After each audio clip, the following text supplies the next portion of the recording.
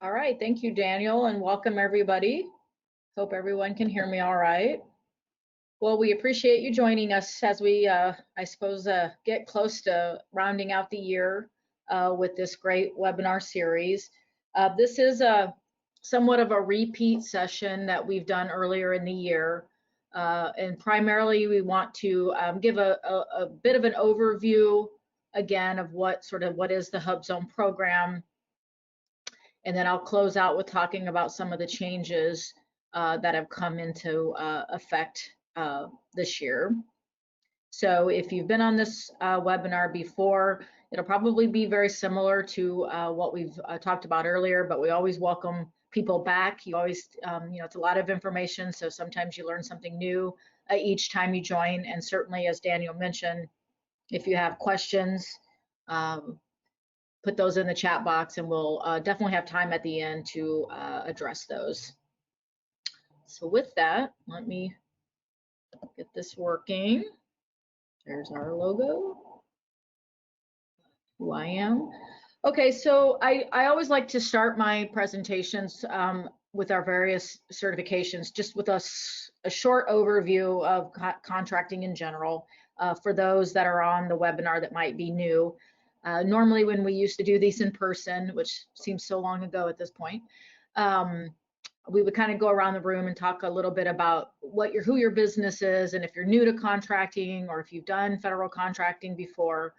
So because we don't have that luxury anymore, or right now, I do like to give a little overview for some of those that might be new to the program. But for the majority of the presentation, yeah, we'll be talking about the HUBZone certification, the details about the program itself, what makes you eligible as a small business, what are the benefits, a little on the application process, and then I'm going to talk again about some of the program changes that have come this year to the HUBZone program.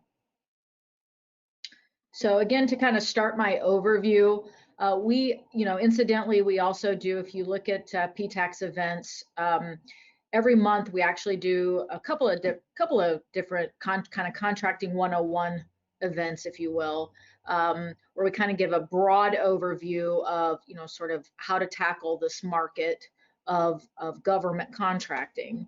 So that's what I'm going to talk a little bit about now. But if you have questions about that, certainly ask.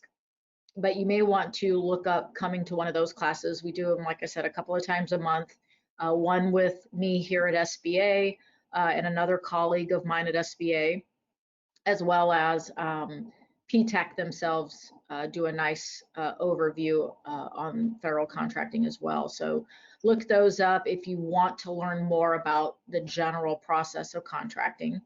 But again, just to give you a little bit of an overview for those of you that are new. So if you are thinking about the HUBZone program, which is why you're here today, or other certifications through the federal government, if you are an entrepreneur or you're just getting started and you haven't done much in contracting yet, we like to mention that you may want to start with local contracting first. That will help you build some past performance. It helps get your foot in the door in the contracting arena. And so you may want to consider looking at the local marketplace first, state, city, county governments. We have a lot of work in the state of Nebraska, particularly Douglas and Lancaster counties. There's quite a bit going on. So these are just a few websites that you can jot down, or at least, if you can't get those written down quick enough, you can Google City of Omaha, City of Lincoln, both combine their purchasing with their county governments. But this is also something that the PTAC can help you with. So me at SBA, I work at the federal level only, but PTAC counselors can help you with all of the local contracting opportunities as well. So you may want to give that a consideration. Even for seasoned federal contractors, they always tend to still work in local government as well. It's a good way to supplement your work, in between some of those larger federal jobs as well. So again, keep local contracting in mind also. But in terms of the federal government, being that I am with the federal government, we always like to mention everything that I always talk about And consequently, when you're working with contracting officers in the agencies, we are bound and regulated by certain parts of the law. And it's important, I think, as a small business, if you're going to take a very serious approach to working in particularly federal contracting as a business, as a real market for your business, it's good to have an understanding of the different regulations and the different policies that govern the, sort of the whole process. So there's two sets of regulations that it's good to understand or know about. The first one is actually the CFR, which you may have heard of. It's the Code of Federal Regulation. You can actually get both of these online now. So the CFR can be found at E for electronic, ecfr.gov. And you can look at the various sections that govern each of, in this case, the various small business programs. So the two that I'm mentioning here, Part 125, so 13 CFR 125 covers sort of the overall of federal contracting with small businesses. So that can give you a good overview from a regulation standpoint. And then Part 126 covers the HUBZone program. So most of the things, not most, all actually the things that I'll talk about today can be found in the regulation. So you would be able to go back and look at that.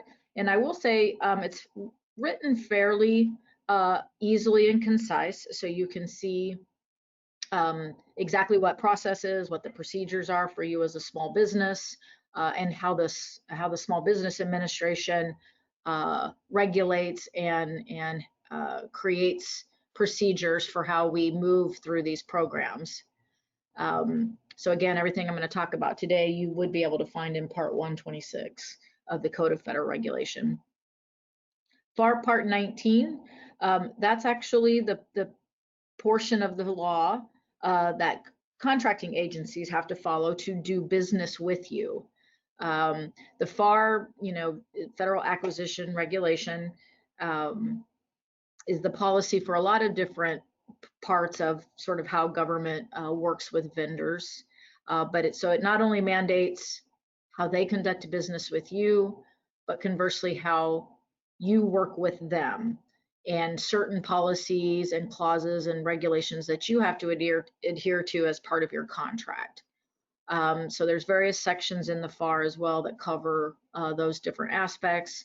But today we're just going to sort of cover what would be under Part 19, which Part 19 covers all small business programs. So Part 19 regulates how contracting personnel interact with the small business community.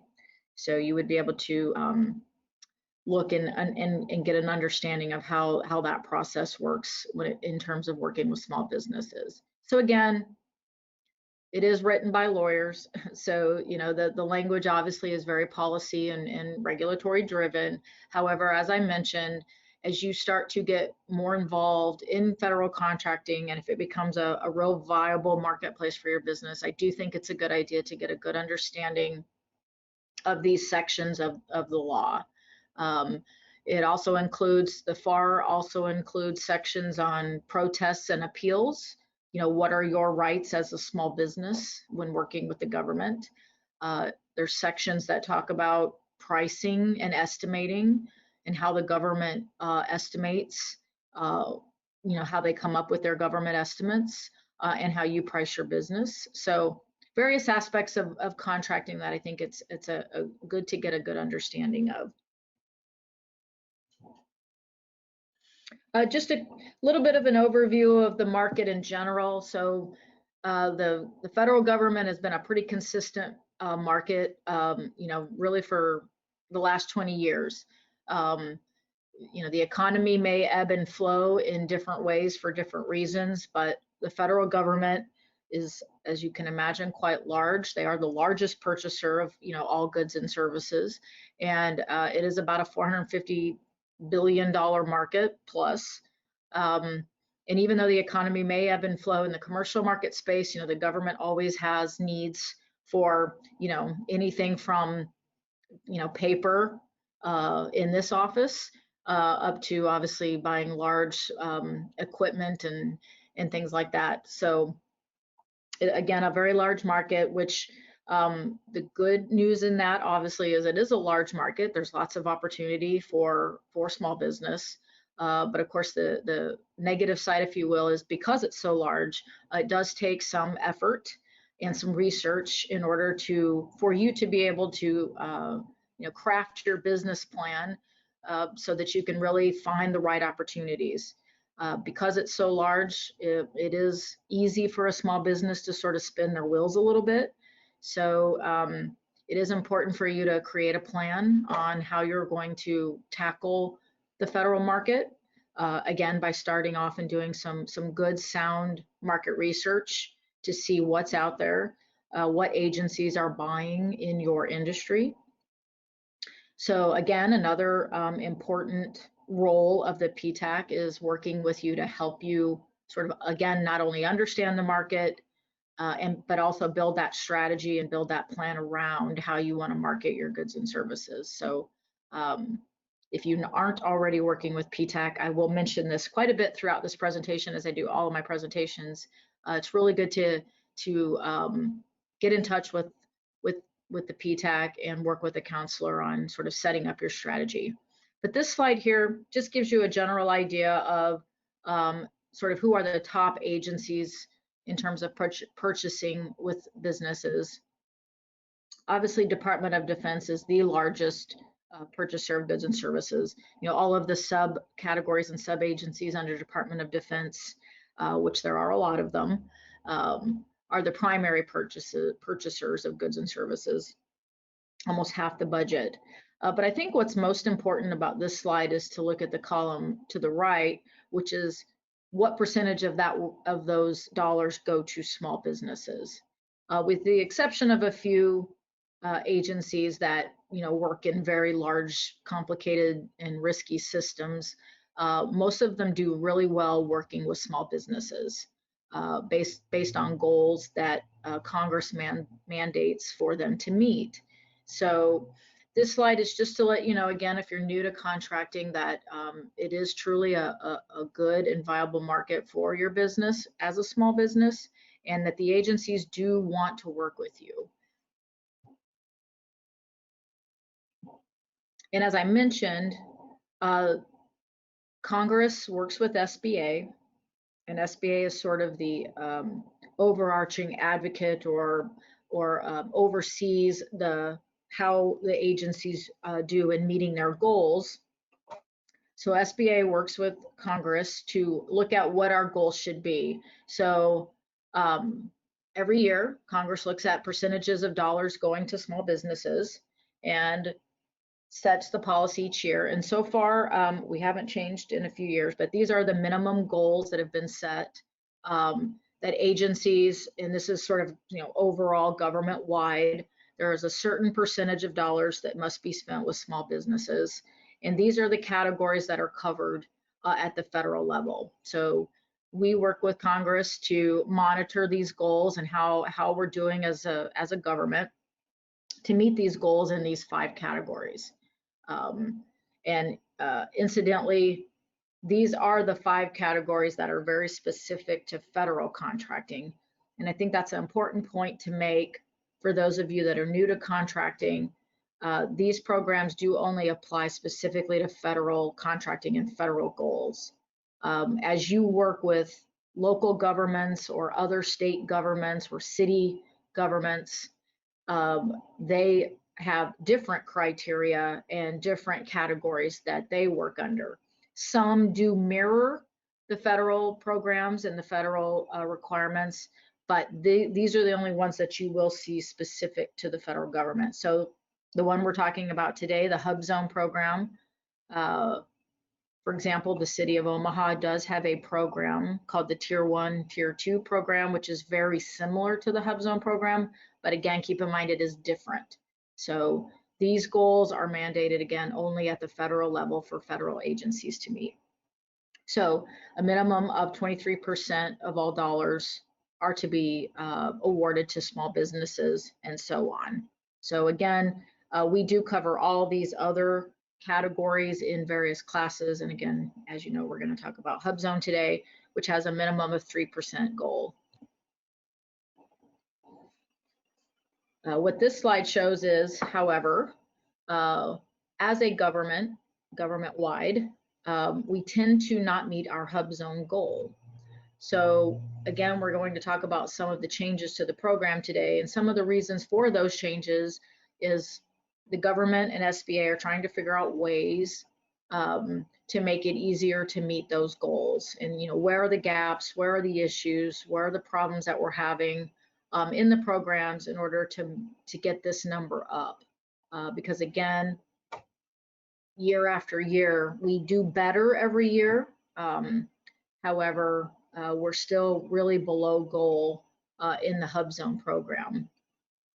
In 2019, actually, data just came out and we're still below goal. So again, if you're considering the HUBZone program, and if you find that you are eligible and you're interested in federal contracting, it might be a good way for you to go, because agencies are always looking for good HUBZone firms to do their work to help them meet their goals. In Nebraska, however, this graph just lets you know that we are a very active small business community in Nebraska. We do very well against the national goals. So these numbers actually are pretty similar for 19 as well, but over half of the dollars that are awarded to firms in Nebraska go to small businesses. So we're very proud of that number. But as you can see, again, in all of the categories, we at least double, if not triple, the goal in Nebraska. So again, Nebraska small businesses are doing very well in the federal contracting arena. We're quite proud of that number. I also like to attribute a lot of that to the Procurement Technical Assistance Center, the PTAC. They work with a lot of small businesses around the state, helping you all with various aspects of contracting in order to help win these contracts and meet our numbers. So we're quite proud of these numbers in Nebraska. Just to give you a general idea of how we've done, and these are the top industries, and of course this is based on what kind of businesses are in and who are doing what in Nebraska. But these are some of the areas of top industries and agencies that have done work here. A lot of what we've seen in the last few years has been attributed to a lot of the different services needed at Offutt Air Force Base with the completion of the large, huge technical building out there. So some of these, I assume in the next few years, some of these things will tend to shift.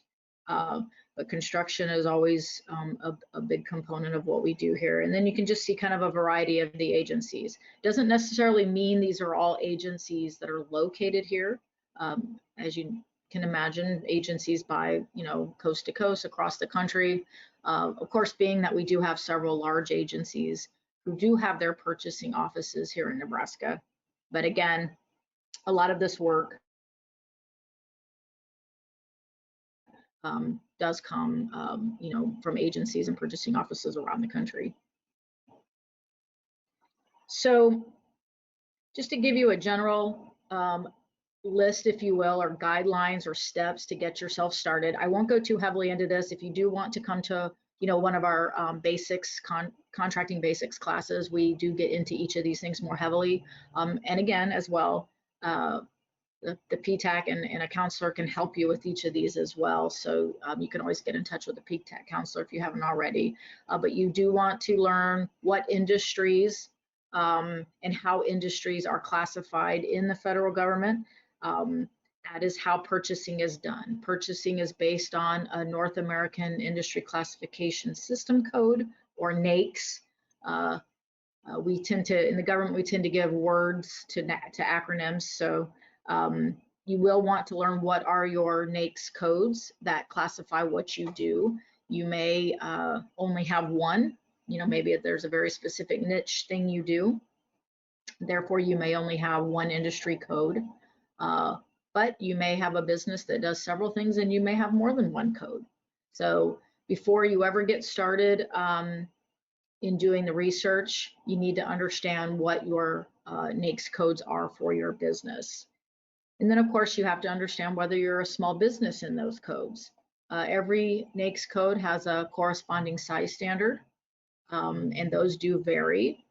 And as you grow your business, you could, in fact, be small in one NAICS code and potentially large in another NAICS code. So it's important to understand where you fall, because that will depend on whether or not you can bid on small business set-asides or not in that particular industry code.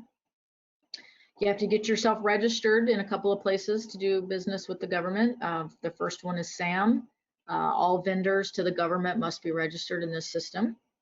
And then you also, as a small business, want to be registered in the SBA profile, which is the Dynamic Small Business Search, or DSBS for short. You can register that profile as a subset of SAM, so you would sort of do those two simultaneously.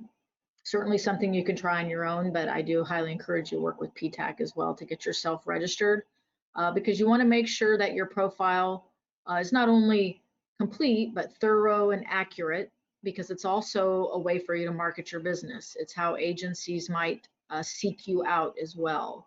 So it's important to get yourself into those systems, and again, have everything accurate and thorough.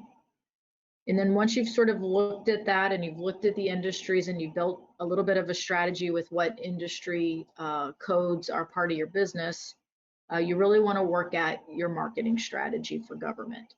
The thought process is similar to what you might do for the commercial market, but there are some nuances to creating a marketing strategy, and market research is your best friend in the federal government. As you know, as business owners, the commercial market space is maybe somewhat a little gray or a little harder to unlock and figure out where should you go. But the great thing about the federal government is, every dollar that is spent on a contract is a taxpayer dollar, and transparency is important. So you can find that information out there. And again, there's lots of ways to do that research. And again, if nothing else, I highly advise you work with PTAC to do some of that market research and create a good marketing strategy. If you don't do that and you work in a niche, you work in maybe more of a broad industry, say construction or engineering, again, you may spin your wheels. It's a very vast, large market.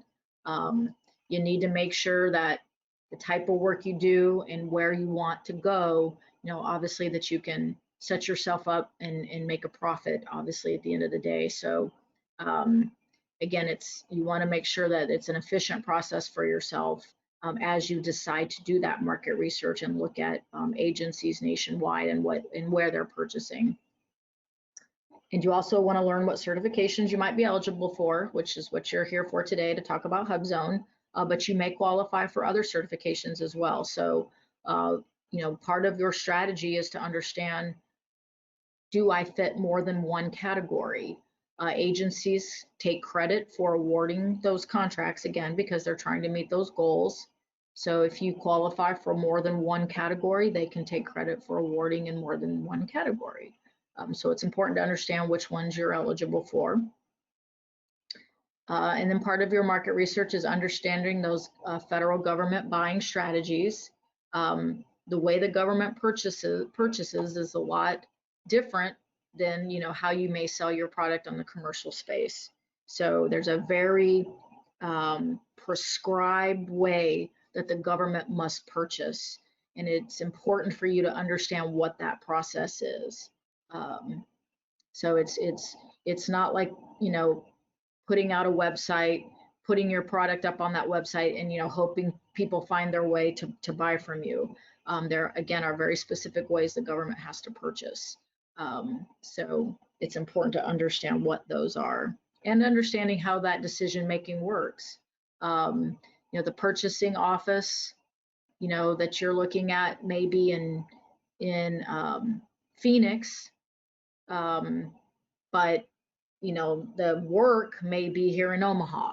So, that is just an example of, one of the things too that that you need to understand. And then of course, bidding on work, there's the hardest part. Once you actually find an opportunity and you want to put in a proposal, that's an art in and of itself, understanding RFPs and sometimes very large documents that the government puts out. You want to make sure that you're following every single clause and every single rule. So again, something that the PTAC can kind of help you weed through as well. So this is just a website to help you find your NAICS codes. The census is the agency that manages NAICS codes. They actually manage it for the government in a lot of different areas and a lot of different reasons. But particularly for our purposes, it is to be able to tie a NAICS code to a particular opportunity that's being put out for bid.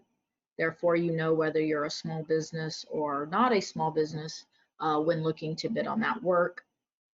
So you can certainly go to the census site, do a little bit of research yourself to see what codes come up. You can search by keywords to be able to see what NAICS codes come up, and you can read a little bit about them and then see if that's something that matches your industry. Or again, you can work with PTAC to help you understand which codes might apply to your business. We typically don't recommend more than 3 to 5 NAICS codes for a small business. And there's different reasons or different thought processes behind that, but certainly as a small business, think about what you do and do well, or at least what work within the government that you want to, apply to government work, and pick those very specific codes. Certainly you can grow as your business grows. You may add other service lines or other product lines to your business, but really hone in on what sort of your top 3, maximum really 5, but your top 3 areas that you want to pursue government work. But again, that's the website that you can go to kind of do some research on that. And this is just a slide talking about how that NAICS code applies to size standards. So without getting too heavily into that, kind of that link in the middle, SBA.gov, we keep a listing of the size standards in, I think, both PDF and spreadsheet form. So it's good for you to go out there every so often and look at what those size standards are, because they can change periodically, and there's various reasons for that. Inflation or more research that SBA and the government does, they decide to change a size standard for a particular industry. So you'll want to keep yourself up to date on what those size standards are. But you will be able to see once you look at that listing that 95%, really 95% of all businesses are really considered small based on our size standards. They're very generous size standards. For example, within construction, you may see some size standards that show annual revenues up to 30 million annually would potentially be a small business. Size standards are broken into 2 types of size standards. Construction and services industries are based on average annual revenues. And most manufacturing, retail, wholesale businesses are based on number of employees. So again, it's important to know, again, which NAICS codes apply to your business, and then what corresponding size standard is attached to that as well. And again, as you look through that list, if you haven't already, you will see that, again, our size standards are pretty generous. So therefore, you can remain a small business probably for quite some time. And as I mentioned too, we don't do it in this class, we do it in other classes, but each opportunity that you see out for bid will always have an associated NAICS code, which again is a 6-digit code, industry code. Each opportunity put out for bid will have that NAICS code associated with it. So if it's a small business set aside, meaning only small businesses can bid, based on that NAICS code, you'd be able to know whether or not you are in fact a small business, and you would be able to bid on that work. So I mentioned earlier, I think it's really important to work on your federal marketing strategy. It is a little, again, a little bit nuanced versus your marketing strategy for the commercial market. But this is just a bulleted list of some things that you want to think about when putting together your marketing strategy. I think we have a couple of classes we may do next year, and I think we've done some in the past, and I think PTAC's done some with some other presenters on really thinking about what that marketing strategy looks like. So we can get into more in depth on that. But again, just a basic list. Market research, particularly in the government sector, is extremely important. Again, it's a very vast market, and I think it's very important for you to do your market research and look at what the spending patterns are within your industry by agency. What are the procurement forecasts? What are the agencies thinking about doing? Do you know if there's a particular agency that's has an infrastructure change occurring, or again, what do they have going on within your area? You have to think about the size of contract that you can handle and still be able to make a profit. Every government contract that's put out for bid does have an estimate, but the government knows approximately what they want to spend for that contract. So you need to know whether or not you can bid on that contract successfully and, again, still be able to make a profit. And obviously that will somewhat be determined on the type of business you are. If you're a construction business and you're located here in Omaha, can you feasibly mobilize and set up shop in, California on a particular project and again, still be able to be successful on that project?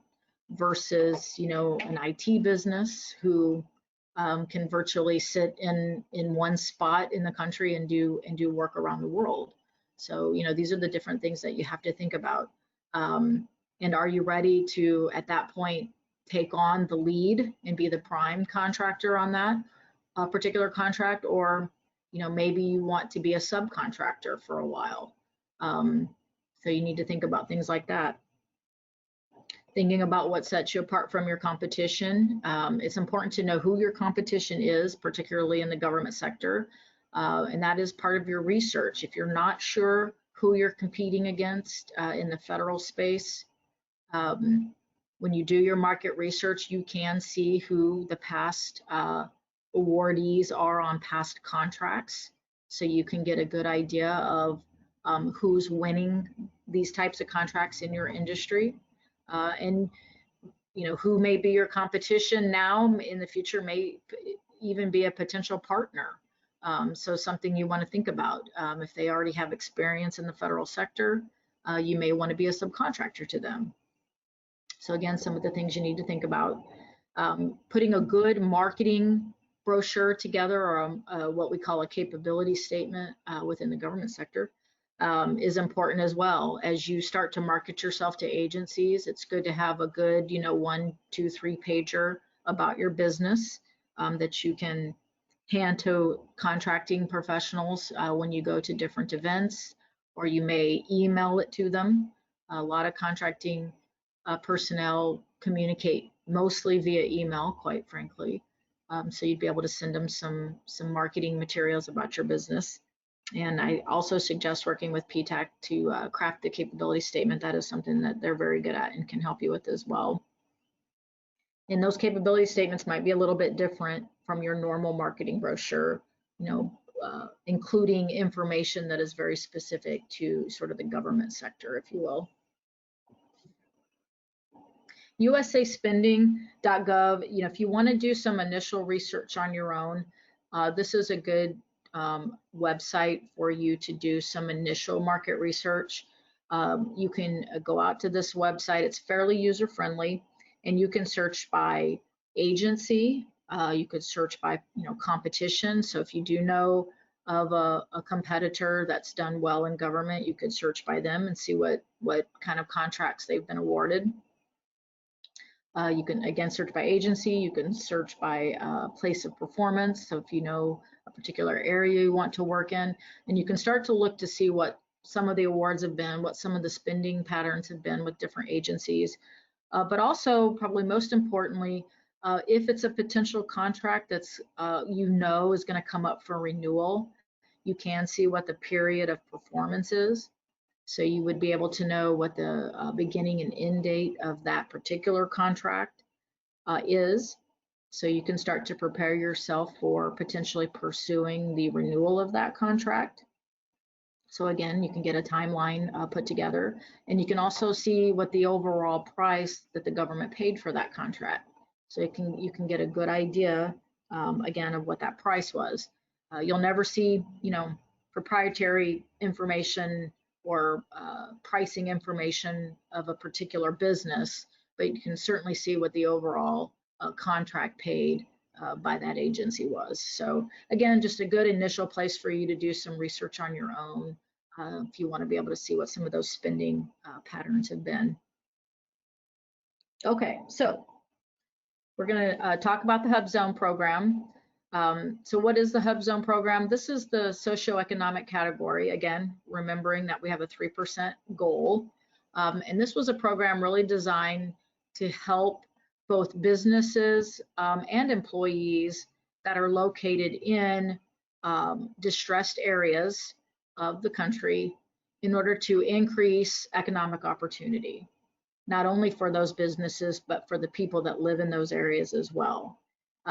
Typically, a HUB zone is an area of low income or high unemployment or both. So there's if you're one of those sort of information junkies and you really want to read the statistics and the data, you can certainly go out on our website and find the report about how this information is disseminated. But it is areas of generally, lower income, higher unemployment. And again, it's really to increase employment opportunities for people who live in those areas, but also to get to encourage businesses to open up in these areas as well. So it's empowering those communities, through economic leveraging. And again, it's really based on, geography. So nationally, how have we done in the HUBZone program? And by the way, I guess I should state, HUBZone is sort of short for historically underutilized business zones. So again, we have a mapping system that lays out the actual boundaries for HUB zones, which can shift based on economic data. We'll talk a little bit about that. But how has the HUBZone program done so far? Nationally, there's give or take, there's about 7,000 firms certified in the HUBZone program. That can change periodically for different reasons, but roughly 7,000. Did close to $10 billion to HUBZone certified firms in 2018. And again, we were below goal, just under 2% of the total dollars that year. In Nebraska, I haven't checked in the last couple of weeks, but we were only sitting at around 30 active HUBZone certified firms. That number may have gone up recently, I think. But we are, of course, looking for good HUBZone certified firms, and there is plenty of HUBZone areas designated, so we'd love to get that number up. But we did do very well. Of the HUBZone firms we have, we did close to $100 million in contracts to HUBZone certified firms. And again, that was double the national goal at about 6.3%. So we do fairly well with HUBZone certified firms, but of course, again, we're always looking for more firms. Eligibility requirements. First and foremost, as with all of our programs, you must be a small business. So again, we talked a little bit about, what makes you a small business. So you must be small and you must be owned and controlled by at least 51% US citizens. So those first two are sort of the mainstay, if you will, of all of our socioeconomic programs. But the two that apply specifically to the HUBZone program, again, remember it's geography based. So your principal office must be located within a designated HUB zone, and at least 35% of your employees must reside in a HUB zone. A caveat to that, does not necessarily have to be the same HUB zone as your principal office. So if you are a business located in a HUB zone in Omaha, but let's say you have sales staff or staff located around the country, as long as they live in a HUB zone, they will count towards that 35%. And that's really the two primary pieces. So we'll get into a little bit more about what that means. So a principal office is located in a designated hub zone. What is a principal office? Really the way that it's generally speaking your headquarters office. So if your business is pretty straightforward, you have one headquarter location, that's going to be your principal office. And that's because that's where most of the people report to. But there are nuances to that, particularly in some types of services or construction businesses, where the determination for the principal office excludes, employees that may perform the majority of their work at a job site. So again, just think of it as where do most of your employees report to, and that's considered your principal office. Again, not necessarily if you are a construction business and you have 100 employees for the next 2 years who will be on site at a big job. Of course, that excludes that. It still goes back to where your main principal office is located. And so what does it mean to have 35% of your employees residing in a HUB zone? We consider right now we consider an employee is someone who reports to you 40 hours in a month. So roughly 10 hours a week. So it isn't necessarily a full-time employee, but they must meet the minimum requirement of 40 hours per month. I mentioned already, employees don't have to live in the same HUB zone as your principal office, just a HUB zone. And I mentioned earlier, there is a mapping system, and I'll show some screenshots of what that looks like. When determining your percentage of your employees that reside in a HUB zone, just a slight nuance. If the percentage results in a fraction, you do round that. So, but you want to check the HUB zone mapping tool. You can literally run your addresses. So if you have, 3 employees, and you run the addresses, the home addresses of those 3 employees, and that mapping system will tell you whether or not that address is located in a designated HUB zone. And so using, again, based on that earlier bullet, if you have 3 employees and only 1 resides in a HUB zone, that's 33%. So that's not enough. So in this case of 3 employees, you would need at least 2 of those 3 to reside in a HUB zone, which does include you as an owner as well. So there is a new piece to this program that has to do with residing in the HUB zone and being grandfathered in, which is the last bullet. We'll get into that when I talk about all of the changes to the program. But there is a way we noticed that a lot of HUBZone certified firms were losing their certification based on employment and shifts in where people live. And SBA worked on a way to help grandfather certain employees in, and we do think that this is really going to help the program with meeting that 35% requirement. So if you're interested in what HUBZone qualified areas are, it is based on both census tracts and counties. So census tracts within an urban area.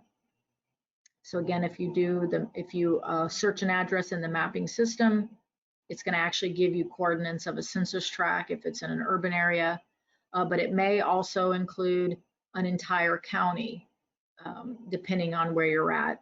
A lot of rural areas, it may include entire counties. All Indian reservations are automatically designated HUB zones, and we're starting to phase these out, but BRACs, if you've heard of if you're military or former military, you may have heard of the Base Realignment and Closure Act. And BRACs are also considered HUB zones, but primarily at this point, it's census tracts, non-metro counties, and all Indian reservations. So there is what we call redesignated HUB zone areas. So I mentioned earlier that the census tracts and the boundaries, if you will, of those can shift depending on economic data. It's based on census data. So once census rolls in, they disseminate that data. Sometimes it takes a couple years for that to sort of lay out, and then they look at where the boundaries are. So right now we're still basing our boundaries off of the 2010 census. Obviously, we just completed a census, so that data will start to roll out soon. Because of going through a current census, all HUBZone areas right now are frozen until at least the end of December 2021. So if you are looking at the mapping system and you see an area on there that's a HUBZone, you can be assured that it will stay a HUBZone until December of next year. So there'll be no shifting up until then. Now, normally what we do, so we're in a weird time right now, just because of the census data being disseminated and where boundaries may shift. But what we, once that data is gone through and we look at where we're at, if an area, if we decide that an area needs to move out of a HUBZone, which means it'll be called what we call redesignated. There will always be a grandfathered time so that you understand that that area will be moving out. I don't know if the time frame of that will change, but typically it's 3 years. So again, once census data is reviewed, if they decide that an area has, economically prospered, therefore it needs to come out of the HUBZone program, it will be in a redesignated status for 3 years. So you will know that, particularly if you're located in that HUBZone already, and maybe you're already HUBZone certified. So for those that are HUBZone certified, they will know ahead of time that the area is being redesignated and they have time to adjust. That way it doesn't just occur tomorrow that you're suddenly out of a HUBZone. I will say I haven't looked at the HUBZone map in a while. It may still show some of those redesignated areas. So if you see on the mapping system, there is a redesignated area, which you can typically tell quickly. For example, if you're looking at a downtown Omaha, there may be some census tracts that have little lines through it on the mapping. What that means is it's redesignated. Now, for now, that redesignation again will only show that in December 2021, it may come out. But normally, when census is already done and we're into a new decade, it would tell you the date of that redesignation and when it's coming out. So I think it's still important to understand what those redesignations are. You'll be able to see if there are any areas that are coming out, but again, all dates will show December 2021 as of right now until that data is disseminated. Hopefully that makes some sense. If you have questions about that, type those into the chat and we can get into that a little bit more. But so there's the website to the map. Basically, if you just go to our HUBZone portion of our website, about the center of the page, you'll see a link to look at the map. You can run the map in several different ways. You can run it by a specific address if you have one, or you can look at it by census tract. Or you can even look at it by entire county. So you could run Douglas County and you could see where the various HUBZone areas are. This is just an overview of the entire country. This is specific to Nebraska. So in the upper left, and I know it will depend on the size of the screen you're looking at, but in the upper left is a screenshot of the entire state of Nebraska. So obviously when you're looking at it statewide, most of these are county based, so you'll see entire counties. And I actually did this a few months ago, but you can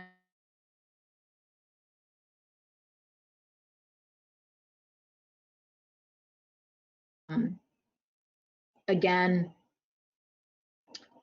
if you were to click on each of those counties, outside of going through a census change, there may be different dates, but as of right now, it would again show all of those redesignated dates as December 2021. And then same with down below. Actually, I did this of Lincoln, but it would be the same thing if you did, Omaha or Douglas County. What areas are considered census tracts that are HUBZone and the ones that are coming out. So again, you can run it, for an entire county, an entire census tract, or certainly by address.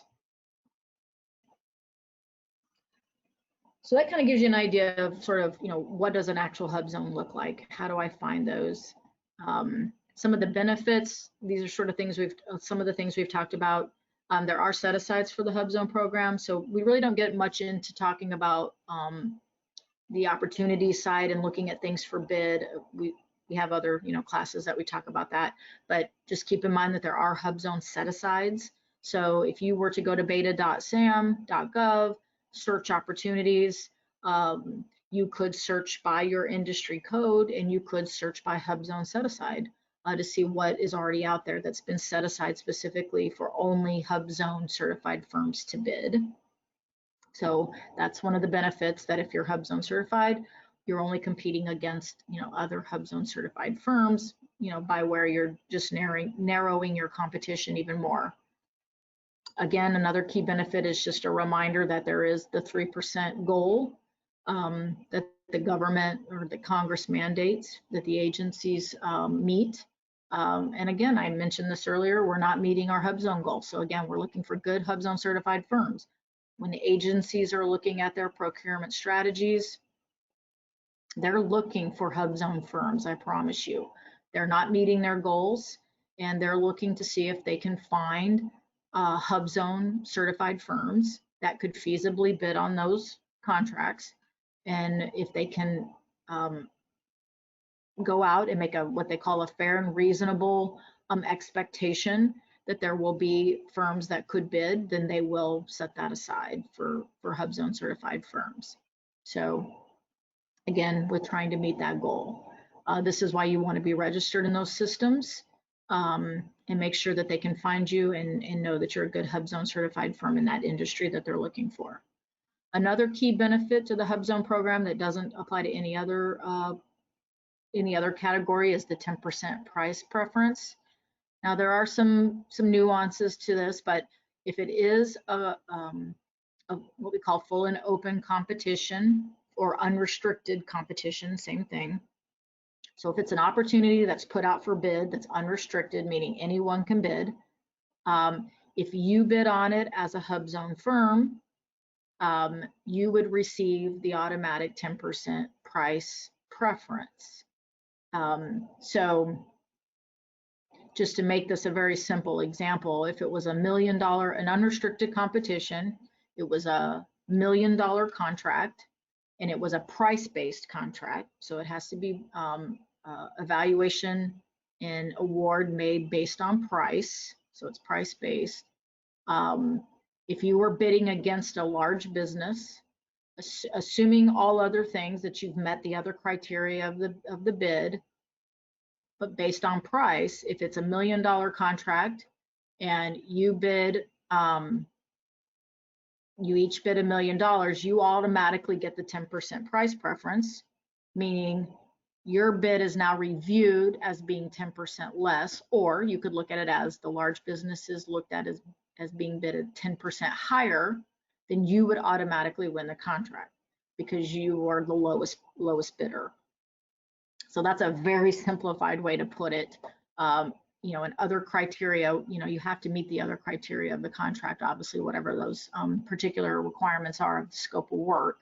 But being that said, based on price, you would get that 10% price, which might put you just under, therefore you're lowest bidder, and you would be awarded the contract. So another little nuance of opportunity and a benefit to you as a HUBZone firm if you're bidding on any unrestricted opportunities.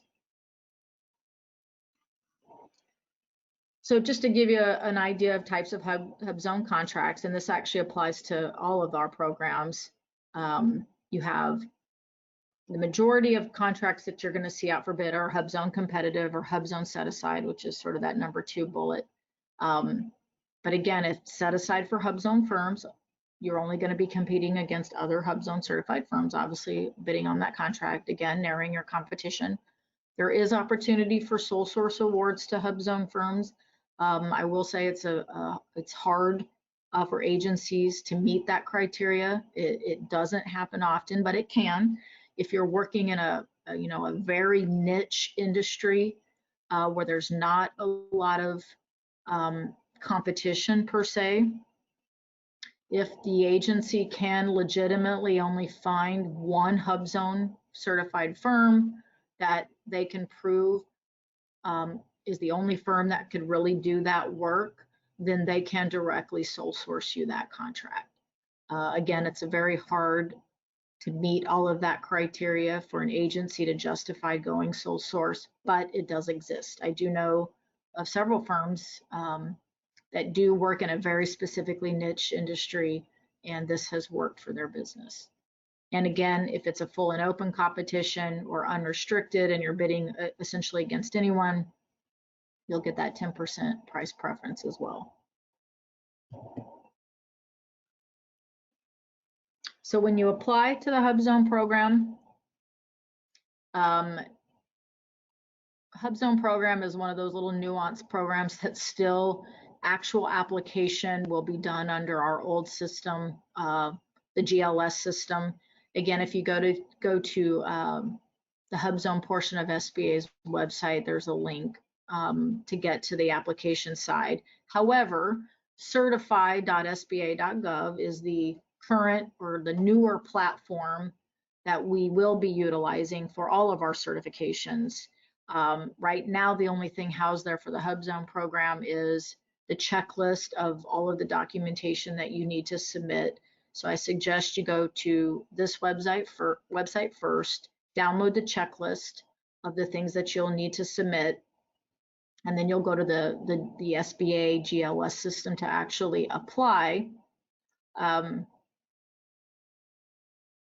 Yeah, and then you'll actually end up going back to this system when you actually work with the HUBZone office on your application. But again, this is where the checklist is housed. And I believe, yeah, I have a bulleted list of what that checklist is. We don't have to go over all of this. You'll see that if you download the checklist of the information that you need. Again, because this is based on where your business and your employees are located, it's going to be heavily based on proof of those locations. So first, they need to know that you're registered in SAM as a vendor to do business with the government. You're going to have to prove you're a small business, so they'll require documentation about your business itself, and then records, payroll records, utility bills, things like that to show that you're located where to prove where your location is and that it's a viable business in that location. Compared to our other programs, it is a little bit more simple process, not as much paperwork. So again, if you're located in a HUBZone already, this is absolutely a program that you should be looking at. In terms of whether or not you want to locate yourself in a HUBZone, my advice always is you really only want to put your business in a HUBZone if you really want to be there.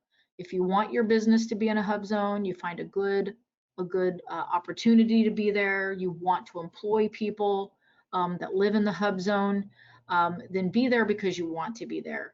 I don't necessarily recommend putting your business in a HUBZone just only to take advantage of this program, because again, as I mentioned earlier, boundaries can shift, and you wouldn't want to necessarily purchase a building or even potentially sign a long-term lease in case those HUBZones borders or boundaries do change. So it's just something to keep in mind. You need to find that balance about what makes the most sense for your business. Oh, so I do have a link, I apologize. So this is the link to actually apply. It's our older antiquated system. Just gonna put it out there. Again, HUBZone will be moving over to the new certified platform, but for now you will apply through our GLS system, where you will do the actual application, and then a HUBZone representative gets in touch with you to submit all of the supporting documentation on the checklist. But this is where you'll initially apply. Again, something that Daniel mentioned earlier, the PTAC can help you with this process as well. Again, the link to the Certify site, which is where we actually house the checklist on what documentation that you need. So it's important to know that if you decide to become HUBZone certified, you are subject to a range of monitoring activities. It's actually now an annual recertification, which I'm going to talk about with some of the changes. So you will have to go through a recertification every year to attest that you do still remain eligible.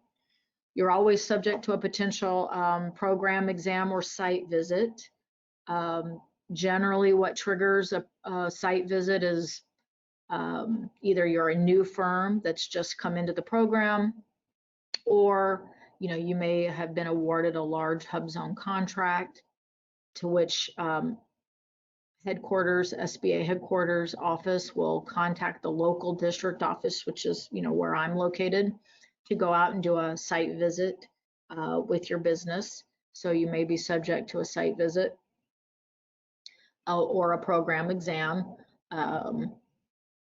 And then you may even have a contract audit depending on if you're being awarded HUBZone contracts. So you just need to know that it's possibly one or all of these could occur, but at the very least you will now go through an annual recertification to make sure that you're still eligible.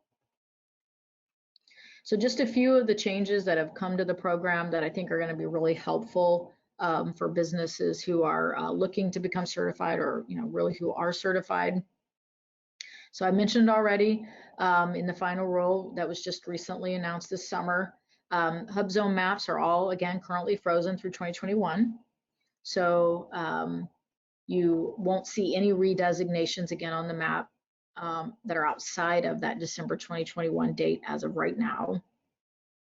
The program is moving to an annual recertification, so that the old process was a 3-year program exam. So every 3 years you would go through a program exam. Now it's actually going to be an annual recertification. It requires your HUBZone status in DSBS at the time of offer, not time of award. So that's an important distinction to make. It used to be that as long as you had your certification still active at time of award, but now it's going to be at the time you make your offer. So that's an important distinction to make. When I say DSBS, once you become HUBZone certified, or once you're approved in the program, the SBA profile, SBA will actually go in and mark you as HUBZone certified with that date you became certified. So when a contracting officer is looking to award, he can look you up in that system to make sure that it in fact shows that you are a currently certified firm. And there's a bullet about the multiple award contracts. This is probably not as common, but for the non-HUBZone multiple award contract. So if it was awarded, if a multiple award contract, or a which, again, if you're new to contracting, that may be a strange word, but we have long-term contracts that may be 1 year, 3 year, 5 year contracts where it's a multiple award. Again, the firm must be certified at the time of offer on each set-aside order. So if you have a long-term contract and you're awarded task orders throughout that contract, each of those you must be at the time of, again, of offer. So it sort of shifts the entire regulation from time of award to now time of offer. So that's the sort of some of the contracting side of the changes. Changes to eligibility.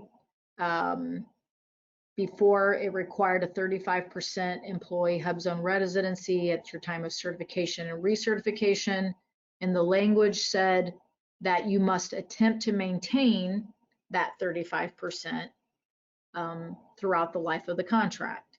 So the term of attempt to maintain was not very well defined. What does it mean to attempt to maintain? Well, SBA cleared up the regulation to say that attempt to maintain during contract performance means actually now you have to have at least 20% HUBZone employees during contract for the life of the contract. That's outside of the 35% at, at your normal application or at time of recertification. So you still must maintain the 35% to apply.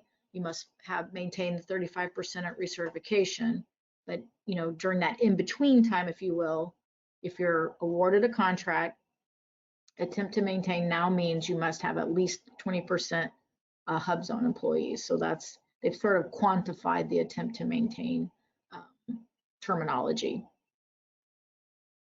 I think probably one of the most important changes that I've seen is this third bullet, where they're essentially going to grandfather in your employees. So if an employee who resides in a HUBZone, and they give a time frame of 6 months before or after the time of the certification, continues to count as a HUBZone employee as long as they remain an employee of the firm. So they can actually move. So SBA did a bit of research and a bit of looking at this rule about how do we maintain that 35%. Well, if you're a HUBZone certified firm, and let's say you've been in that area, for a long period of time, your company's growing, you're prospering, you're doing well, therefore your employees are doing well as well. We didn't want to sort of inhibit your current employees from being able to prosper, or your business. So as long, but then companies would worry about that. Well, I'm not gonna, if my employees are doing well, they're getting raises, they're getting promoted, whatever the case may be, they want to say move.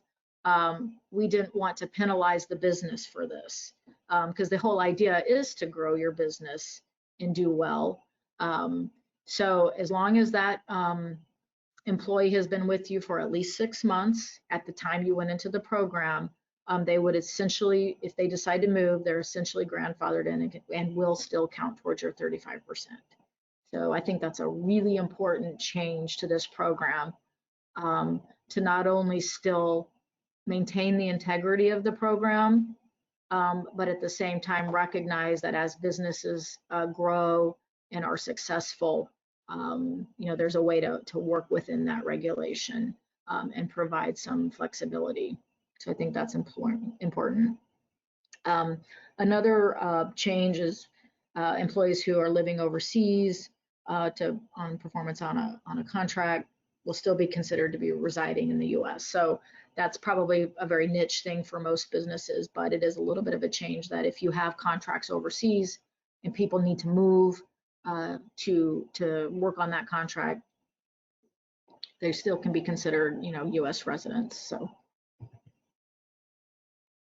I think another important change to the program that I see is investing in HUBZones. So if you're a company that does invest in a HUBZone and you purchase your building, and you do so and you keep that and it maintains your principal office for at least 10 years, you will still be considered to have your principal office in that HUBZone, even if that area no longer qualifies.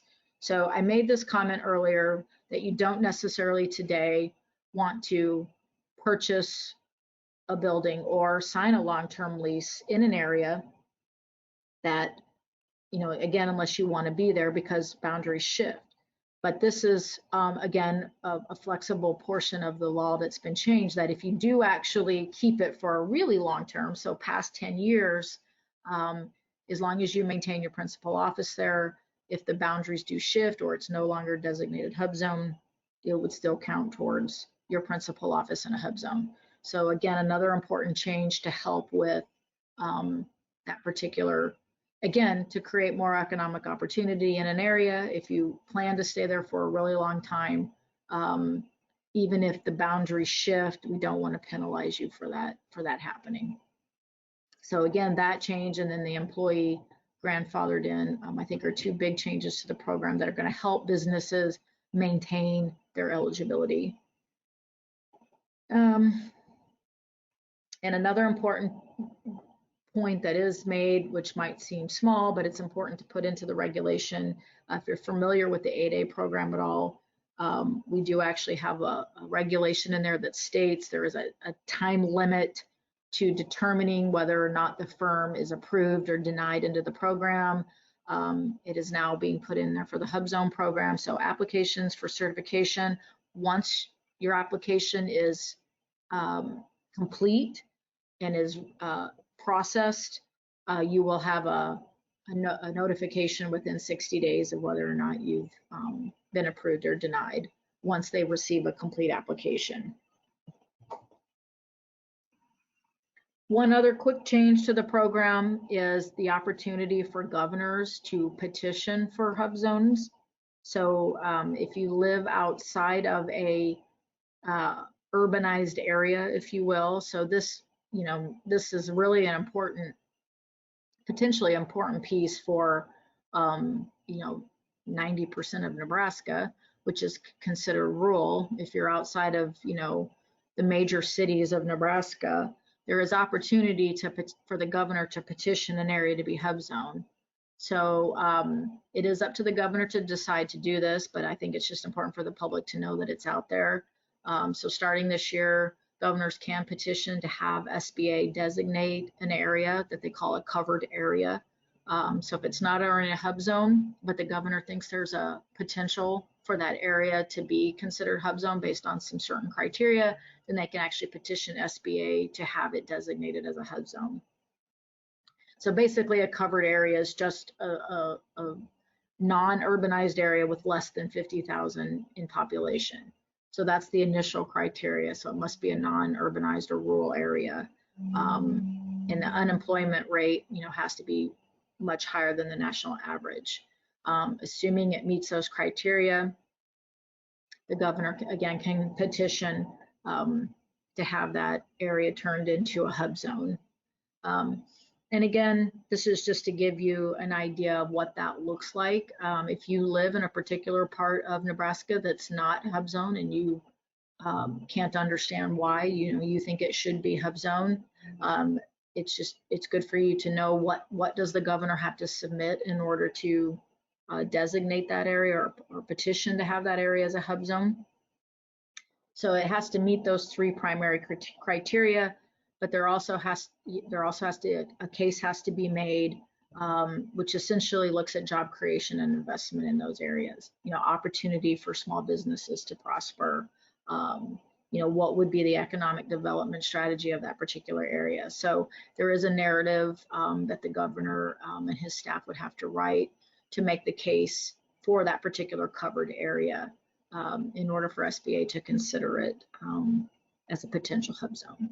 So again, this goes through the governor.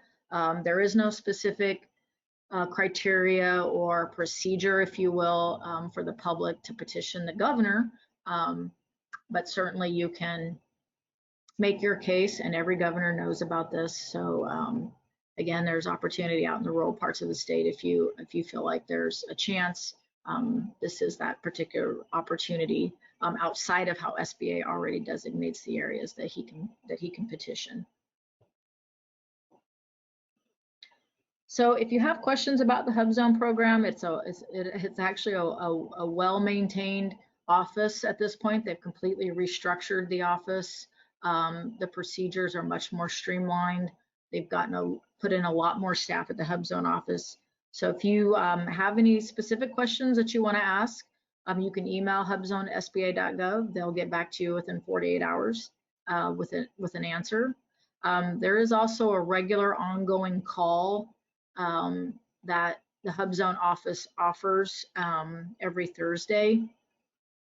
And it's really, the call is really geared by the questions they receive. So there's no set agenda for these calls, but there are HUBZone staff available where you can call in and just ask your questions.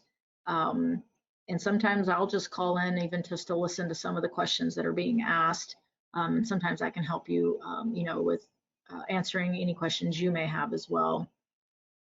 Certainly you can call us at the local office as well, and we can help you. And as I mentioned, of course, again, the PTAC office is there to help you with the application process too. It's, again, because of this sort of two different platforms we're working off of with the HUBZone program, it takes a little bit of work, but PTAC counselors have worked through this process and can certainly help you get through it as well. And with that, I think I've come to the end of the presentation. So if there's any questions, maybe we can work through those.